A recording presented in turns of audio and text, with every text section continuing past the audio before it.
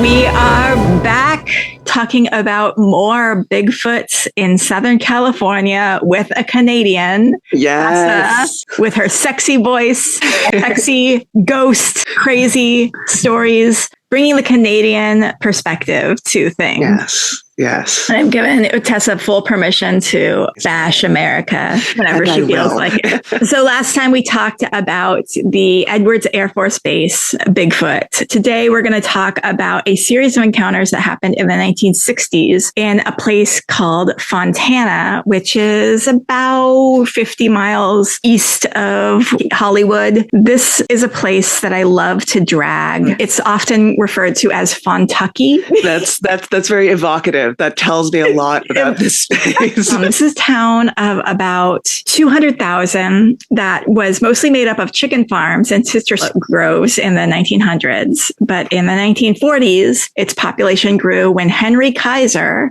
opened a steel mill. And Henry Kaiser is the guy responsible for Kaiser Permanente. You're a Canadian. So does Kaiser Permanente mean anything to you? Aren't they? Okay. Do they do pharmaceuticals? Is that? Yeah, it's like a big healthcare. I get like monstrosity. An ominous sense of immense evil from that name is what I get. It's like a healthcare bureaucracy corporation. Evil. Basically, because Americans, we have to buy our healthcare. So a lot of Americans are like, okay, I'll do Kaiser. Yeah. And it's like, okay, you now rely on this huge corporation for every aspect of your healthcare. And while they try to claw back everything they can and reject every claim and try to kill you. Yeah. So that guy, Henry Kaiser, before he did healthcare, he was a steel guy. And so he opened a steel mill in Fontana. The town that we know of now as Fontana kind of grew up around that steel mill. Fun fact, this is where the steel mill scene in Terminator 2 was filmed. Okay. I am very familiar with that scene because I'm a nerd. And because of racism, Black families who came to work at the steel mill were forced to live in North Fontana, which is the north side of town, north of, now it's the 210 freeway, but it was Baseline Avenue. It's kind of like this scrubby desert, extremely dry, extremely hot in the summer, no trees sort of area. They were also relegated to the dirtiest jobs at the mill. And fuck you, Fontucky. I know. And the reason it's called Fontucky is Fontana. And by the way, if you're from Fontana and you're a nice person, God bless you. There is an extremely KKK vibe to Fontana. And it's really had like a rough history. In 1945, a civil rights activist named O'Day Short tried to buy land, or did buy land, in downtown Fontana, in the white area of Fontana. The KKK and the cops were like, you should sell this and you should not live here. He's like, no, I'm going to stand my ground. Some mysterious something happened and his house caught fire with his family inside of it. Fuck. His wife and kids died instantly. He was in the hospital for weeks and weeks suffering from burns. The LAPD was like, this fire was caused by an accident. Yeah, of course they fucking were. Not the LAPD, the Fontana police. So it's basically the same guys who lit the fire. It's clearly was caused by the KKK / the police. Oh no, I'm just saying that the police and the KKK are the same group. It's the same. It's the same guys. It's 1-to-1. Yeah, and so sadly, O'Day ended up dying. But this launched a huge amount of protests asking the police to reopen the case, to investigate the case. Ultimately, sadly, nothing would come of it. In 2014, the Fontana Police Department held the record for worst minority representation. Yeah. It's like, okay, all police departments are so shit that it really takes some effort to be an extra shitty police department. Like, fuck you. Jesus Christ. Yeah. Yeah. And it would take 20 years until another Black family would move into Fontana. But Fontana is the place where the Hells Angels Motorcycle Club got started. And this just gives you what this places like. So I'm very familiar with the Hells Angels. Yeah. So I'm not saying all motorcycle people are racist, but motorcycle people aren't doing much to fight the racists. And the Hells Angels are assholes. So vehicles of some type or another have always been a part of Fontana's history. Trucking remains a major part of the economy in Fontana. In the mid 1950s, the Fontana Drag City Speedway was built north of the steel mill near historic Route 66, now Foothill Boulevard and East Avenue. Get your kicks. Car and motorcycle races. And by the way, it's named Fontana Drag City Speedway. Drag City, not as fun as it sounds. This is the thing. You keep saying drag, and I keep just wanting it to be like drag, drag. But I know it's not. Fun drag. I know it's not, and that's it's the loud drag, but not in the good way. The vroom vroom drag. Vroom drag. Not the. And in 1972, by the way, it's a quarter mile track, would get named the Mickey Thompson International Speedway. And if you're a true crime girly, does the name Mickey Thompson trigger anything for you? It does not. I am not hugely into true crime. I engage with it sometimes, mostly from a sociological perspective, but I don't know that much about it. So in 1988, Mickey Thompson and his wife were murdered in their Bradbury home in 1988. And it was a whole thing, which might be a whole episode of our thing, but it was a whole complicated thing. Okay, so let's get to Fontana in the mid 1960s, because this is the setting of our story. And believe it or not, we're going to get to Bigfoot. It's a suburban steel mill town. Like we said, probably racist. Only one black family lives there in 1965. In the 1960s, this is alleged to be the glory days of Fontana Drag City, vroom vroom drag. Not sleigh drag. Yes, vroom vroom versus sleigh. There is no sleighing happening. Here. No one is sleighing. God, I do not know why, but this is a popular pastime for this area. 5,000 to 6,000 spectators show up to Drag City and watch loud vroom vroom motor vehicles go on a track as fast as they possibly could. This sounds like my version of hell. I can't imagine wanting to be surrounded by that many white heterosexuals. And it's hot in the summertime. It's hot. There's no shade. It's loud. It's... Blech. So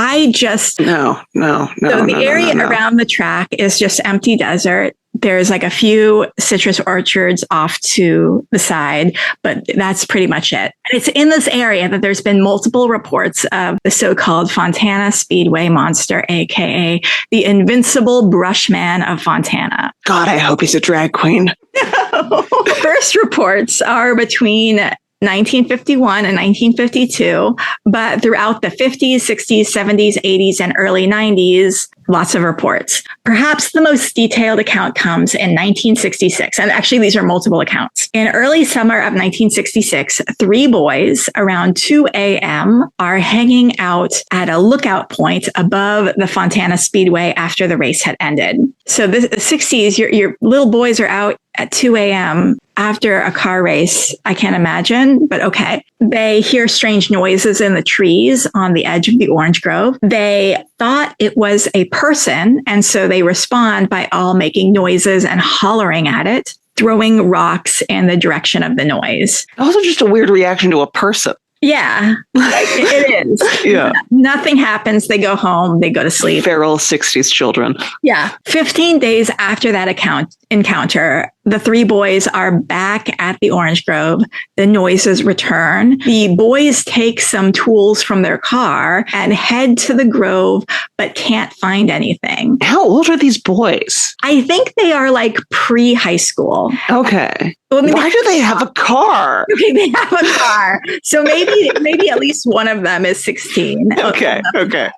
They split. I mean, that explains the rock throwing because adolescent boys are fucking assholes. Yeah. They split up. The ground is muddy from irrigation. One boy is suddenly, so they're slomping through the mud, and one boy is suddenly grabbed by his hair and he starts being drug away. The other two boys see their friend getting dragged away, but they don't see what is actually dragging him. And they think it's a joke at first. They think their friend is just like, being dragged away. But, oh, wait. So perhaps this is Bigfoot attempting to be a drag queen, but they've misunderstood like the concept of like, they heard somebody say, yes, drag her. They took it a bit too seriously. Bringing it back around. I'm so sorry. Eventually, the boy is face down in the mud and he can't breathe and he blacks out. The boy's friends throw an orange crate in that general direction, and the whatever it is throws the orange crate back at them, and then also picks up the boy that's on the ground that's passed out and throw him at the friends too. So this kid gets thrown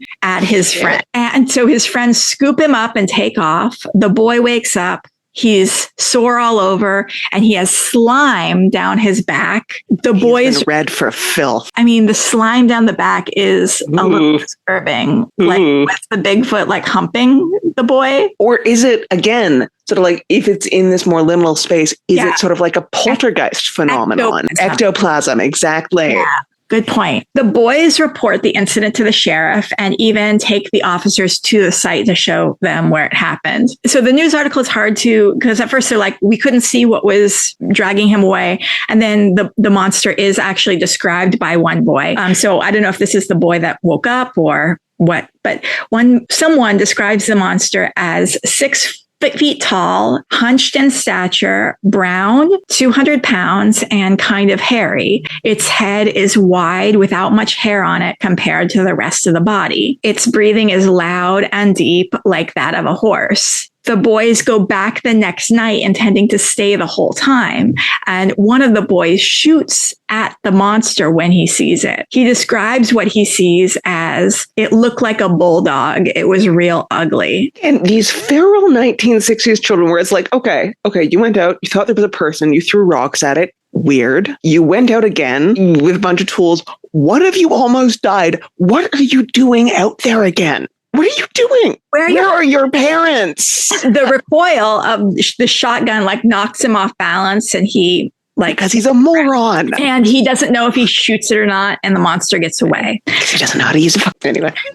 And then on August 25th, 1966, 16-year-old, her name's Jerry. She's a girl. Jerry Lou Mendehall is with her friend Kathy Albright and Jerry's young niece and nephew, Sherry and Joe. They're driving along Baseline Road. And I'm just adding this in. Remember, Baseline Road is the dividing point between the black side of town and the white side of town. I just think it's interesting that these white kids are like, I don't know, we're going over to the bad side of town, the poor side of town. And they're allegedly looking for the monster based on what these crazy boys have told them. And by the way, the newspaper article gives Jerry's home address in the newspaper article about this story. Oh my God. Wild. If you've ever wondered, why are people who grew up in the 1960s so fucked up? Why are they like that? This is why. The newspaper would print your address in a newspaper article about you. They actually printed 17413 Barbie Street. These kids are going out feral with guns, shooing at things. Okay. This is very much in keeping with my image of America. So, the guns. So they're driving in the semi-segregated dividing point of their town. They drive over a pothole and Jerry asks Kathy to check to see if their tire got flattened after going over it. Kathy gets out and then Jerry starts saying something. She's stuttering. She's suddenly all upset. Shaken. Kathy looks up and Kathy sees what she describes as a big old hairy thing standing there. It has moss all over it and is covered with slime. Starts laughing actually when she sees this, but then she takes a moment and becomes frightened. And the creature must be close because at this point, Jerry, who's still in the car, hits the creature. Oh my God. But there's no effect. Kathy describes Jerry's hit as Jerry's like hitting a pillow. And the creature then... Did she hit it with the car or with her fist? With her arm. Yeah. Okay, with her arm. Yeah. Why? I don't know. Like maybe it's like really close and she's like, get away. Fair enough. Yes. The creature then lunges out and grabs Jerry by the arm, tearing Jerry's shirt and leaving 9-inch long scratches up her arm, one deep enough to draw blood. Jerry puts the car in reverse and backs out. And Kathy says, I could see it in front like a gorilla or an ape or a bear jumping up and down like an ape. Trying to picture that. Like you just tried to. It's like I feel like grab this girl, and then she's backing the car away really fast, and it's like just jumping up and down. Okay. And at the sheriff's station, Jerry describes the animal as 7 feet tall and covered in moss and slime. The waist came to the top of Jerry's Thunderbird, big and hairy like an ape. She says, with long, sharp claws. Deputies describe her as hysterical.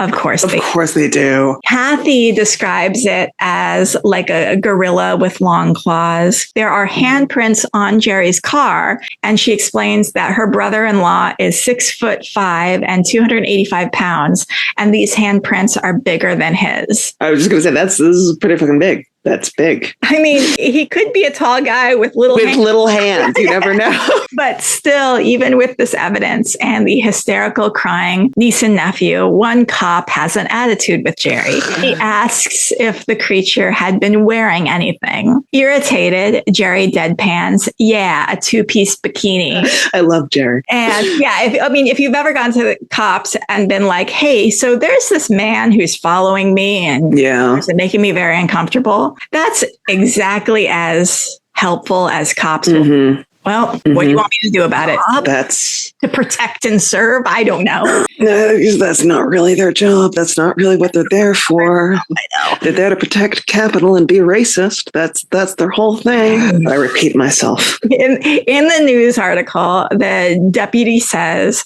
the sighting was probably just a hallucination, or there could have been kids up in the hills who like to scare people. The deputies... Kids up in the hills? Like, what are the kids up in the hills? What are they wearing?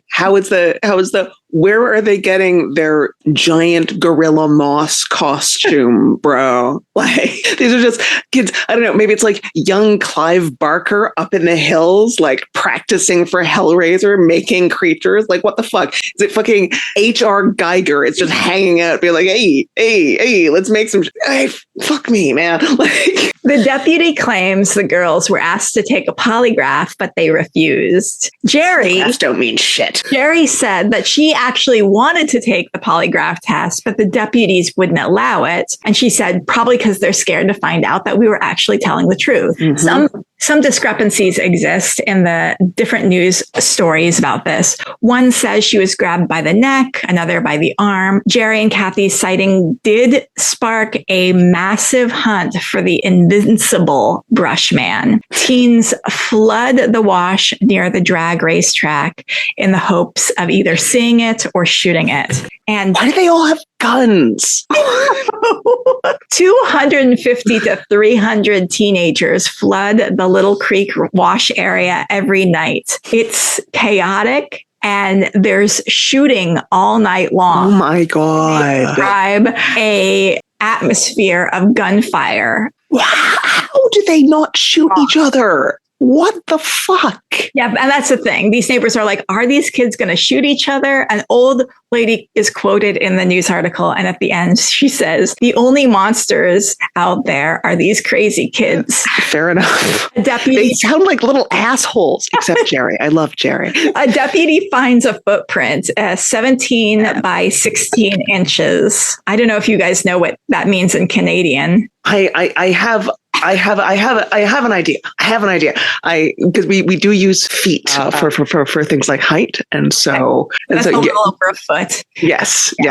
So a little over a foot by half a foot. So 17 inches by 6 inches. Man, it's a big fucking foot, and it has 3 toes. And deputies confiscate some of the weapons, which include .22 caliber automatic guns. Oh my fucking God.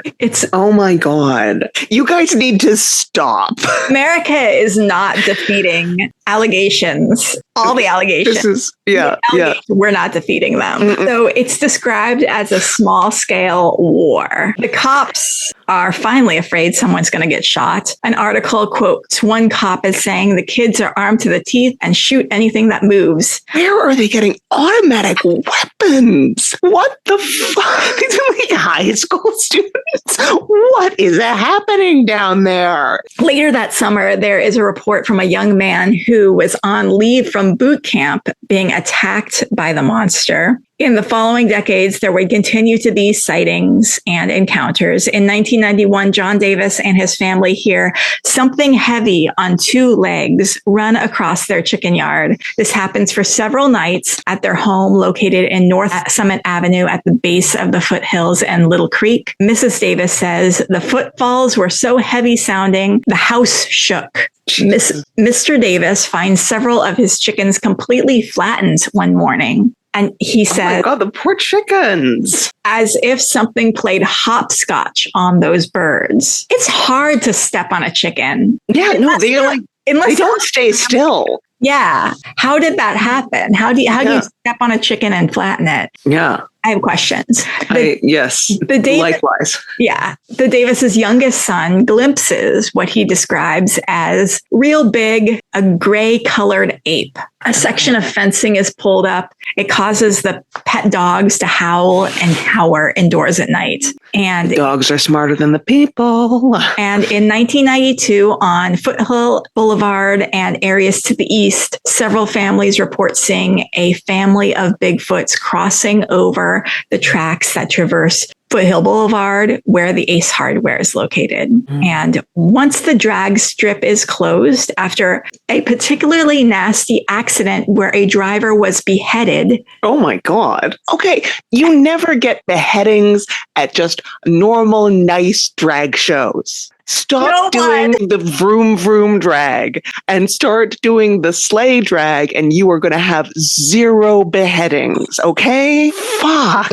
Did a beheading happen? Chances are a drag queen didn't do it. Seriously. Again, very heterosexual activity. So once the drag strip is closed, reports of Bigfoot activity in Fontana stop. That's just a few of my favorite Bigfoot stories. Yeah. We had a good time. Actually, I have a few old-timey ones that I think are very fun. So this is a little article from someone named Ruth Ann Agajanian from 2006. I thought this was interesting because it had the early Bigfoot ancient sightings. She says, sightings of monstrous ape-like creatures lurking in the darkness of forests and mountainous regions of the world have been reported since the Middle Ages. In 840 CE, Agobard, the Archbishop of Lyons, told of 3 such demons, giant people of the forest and mountains, who were stoned to death after being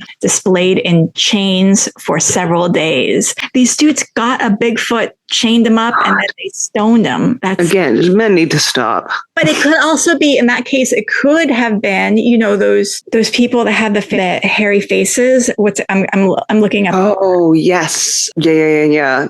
It's the werewolf gene, which that's generally what it gets called in like the TLC specials that I've seen about it. Hypertrichosis. Yes, hypertrichosis is an abnormal amount of hair growth all over the body. This could be a genetic thing. Also, I love this photo. I'm going to share this photo with you. Oh, cute. What a little guy. It's just a little child with fur all over his body. And he does look actually kind of cute. I'm not a kid person. Yeah. But the hairy kid. Okay. I think I find him cuter than I do most children because of the hair. Yeah. Because it makes him more like, for example, a cat. Yeah. I don't know anything about genes or anything, but maybe some people are related to Bigfoot. Mm.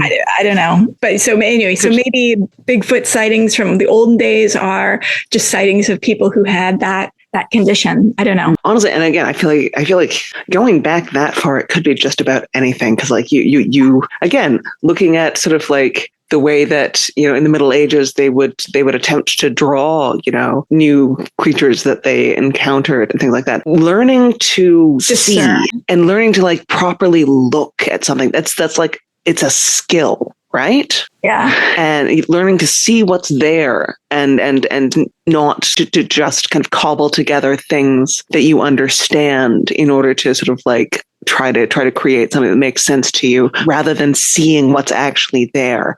That's a skill that takes developing and takes working on. And so I think it's really hard with, especially, I mean, like with modern accounts too, because I think it's not a skill that all of us have. It's not a skill that a lot of us have. And it's a skill that's highly contextual. Yeah. It's like, how clearly are you seeing it? And, what context are you seeing it in? What is your emotional state? What is the environment? All of these things have such an impact on how we perceive. Are you misremembering something? Yes. Like you hear so many stories of like, oh, the strange things happen. And then later, as I was driving the car, I realized, oh, those orbs of light were actually not connected to a car. They were floating. And I'm like, okay, you're remembering that after the fact. I think maybe your brain is trying to put together. This is the thing, because our memories are things that are kind of constructed, and not just constructed once, but constructed and reconstructed again. And it's this very complex system that means that, especially in a heightened emotional state, it can be really hard to get details down and to accurately report and recall, no matter how hard you're trying, what you've actually seen, what you've actually experienced, especially if that experience is really sort of like outside of the bounds of what you expect to encounter or what you've encountered before. Exactly. Yeah, it's hard. It's fucking hard. And we're not very good at it for understandable reasons. That's tough. Yeah. So these early accounts, we can't really trust them, or really any accounts. Yeah.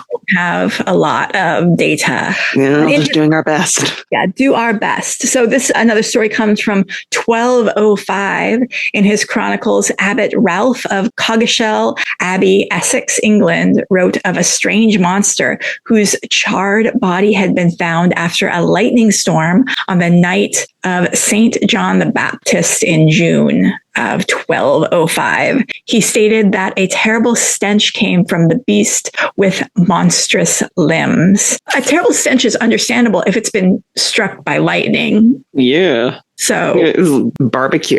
Yeah, lots of barbecued hair. Ooh, bird hair. Yeesh. And villagers in the Caucasus Mountains have legends of an ape-like wild man going back for centuries. The same may be said of the Tibetans living on the slopes of Mount Everest and the Native American tribes inhabiting the northwestern United States. The Gilyaks, a remote tribe of Siberian native people, claim that there are animals inhabiting the frozen forests of Siberia that have human feelings and travel in family units, which is wholesome. Which again, like that's my impression of Bigfoot is very wholesome. Just a nice, quiet guy who just wants to be left alone. Based on the eyewitness descriptions of hundreds of reliable individuals around the world who have encountered these creatures, it would seem that the creatures are more human-like than ape-like or bear-like. For one thing, these giants are repeatedly said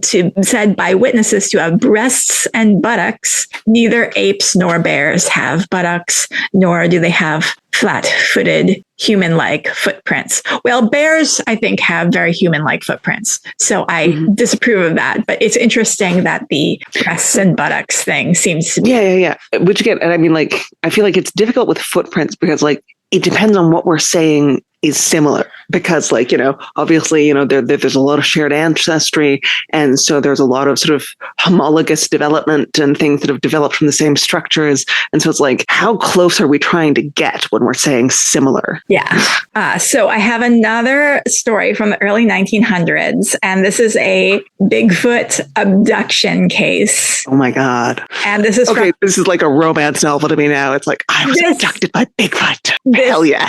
Definitely be the start of a romance novel. And I want to encourage everyone, if you have Bigfoot romances, drop them. You send them in the email, hour@gmail.com. Give us the Rex. Give us the Rex. We'll talk about it in a future episode. I'll read them and do a book review. Oh my God, yes. Bigfoot romances. Okay. Hell yes. So this is from BigfootEncounters.com. It's called Strange Tale of Bigfoot. Female Bigfoot captures a railroad lineman in the early 1900s. Death by Snoo Snoo. And he says, I was told this story 20 years or more ago by my mother, who passed away in May of 2006. It came up in conversation when we were not discussing Bigfoot, but she retold a story that my grandfather had told her and her siblings 65 or 70 years earlier, so roughly 1916 to 1921. My grandfather and grandmother were Greek immigrants that worked in the fruit canneries in the Central Valley of California, and my grandfather worked many years for the Southern California Pacific Railroad, doing track maintenance and building railroad track. My mother told a story that was refuted by her and her siblings when my grandfather told it. These were children of the early 1900s going to school bi and trilingual, as my mother told it. When Grandpa told the story, they were convinced that he was telling a tall tale, primarily because they all learned in school that there's no apes in North America. The story goes, Grandpa was working for the railroad on the Northern California-Oregon border during the early 1900s. And during this work project, he was dispatched to work on a line camp in the woods. They had a base camp that the work crew worked from, and each week the work crew would split into two-man teams that would work an area, clearing logs and ground. And at the end of 1 week, they would go back to the base camp and check in and replenish their supplies, then set out after the weekend for another week in the woods. During this time, one of the two-man teams came back to base camp with only one man, only himself. They were told that the other man had disappeared, which I'm just like, murder? You murdered your partner? But the group at the base camp apparently gave a brief search to no avail. They did not care enough about that man. They're just like, fuck this guy. This guy's a dick. Forget it. Bigfoot took him. Bye, bro. The next week, the crews went out in two-man crews and continued to work on the railroad line clearing. Some weeks later, I'm not sure how long this was, as the camp moved north and the group of railroad workers came upon the missing man. He was naked and hysterical crazed and apparently died soon after he was found. He told of being abducted by a female ape that kept him in a large open pit. During the time he was in the pit, the man told of being forced to have sexual contact with the ape many times and said that the ape kept him in the hole or pit by licking his hands and feet raw, so he was not able to escape the pit. Apparently, my grandfather saw this man's hands and feet and said they were completely raw. I wasn't expecting the literal death by Snoo Snoo. Licking. Okay. Has your cat ever licked your face? Yes, I was gonna say, is it like a cat tongue situation? It's like Velcro. Yeah. My cat was just licking my face like earlier as I was sleeping, and I was like, so you're literally tearing the flesh off my face. This creature likes to lick me frequently. I'm holding up a very round black cat. Her name is Pegasus. So floppy, just absolute, just a single brain cell in there. Yeah, no, she's very she's like very chill. She's just like, well, this is happening to me now. But it's such a specific story, like not tied up, but in a pit. Yeah. Naked. Hands and feet getting rails by Bigfoot. Yeah. That's Damn, bro. I don't know. We're laughing at a poor man who is sexually assaulted to death by a Bigfoot. I mean, okay. It's been like, what, 150 years? I think there's like a moratorium where it's like at a certain point. I do want to encourage the less violent romantic romance novel version of this, where give me Bigfoot the lover, not Bigfoot the killer. It reminds me, you've seen The Last of Us, right? Yes. The second or third episode, the gay love story, where it starts with the guy is in the pit, and then finally he's like, okay, you can come into the house. That, and then you're like, oh, this is really turning into a sweet. Yes. Yeah. That with Bigfoot. That with Bigfoot. Bigfoot. Yeah, exactly. Oh, yes. Oh my God. Yes. And it could still be a gay Bigfoot story. Yes. Oh, I mean, it should. That's what I want. That's what I want from life. Which again, like maybe that story would have had a happier ending if it had been a lady, and maybe if it was a lesbian Bigfoot situation, then like it just would have ended up with a happy lady and Bigfoot couple. Yeah, you never know. You never know. Yeah. Obviously, they didn't like this guy. Maybe he was an asshole. I mean, I'm not saying that like that justifies. I think that is questionable Bigfoot activity. But I'm just saying that if he had brought better vibes, it might have been like a different situation. They might have looked harder. And exactly. Yeah. Yeah. And what was it about that guy, though, that Bigfoot was like, I want that guy? Yes. Seriously. Like, was it opportunity? Was it vibes? Was it vibes? Okay. I think it's a good part to end. Yes. Okay. We end with, we really do want those Bigfoot romance novel recs. Drop them. We really do. Especially if they're gay. Come on. Gay Bigfoot. Hit me with it. Please. Yeah. And if you like this podcast, give us a rating and review wherever you get your podcasts, so that helps other people find it. And hey, share it with someone who you think might enjoy this. We also have a Instagram, which we are going to really try to update it once in a while. It's Haunted Hollywood Hour Podcast, all one word on Instagram. And if you have ideas or suggestions for future episodes or want to be on a future episode, email us at hauntedhollywoodhour@gmail.com. Until next time, bye. Bye.